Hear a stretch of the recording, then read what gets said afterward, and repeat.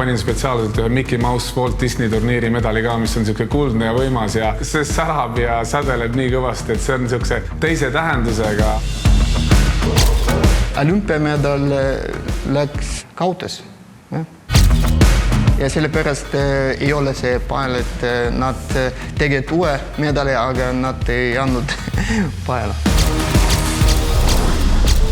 Olümpiamedalid on kõige rohkem südames. See oli ikkagi see, kuidas öelda, 8-aastane tüdruku Tirtsu unistus olümpiavõitjaks saada. No jah, see on ikka kõige kallim.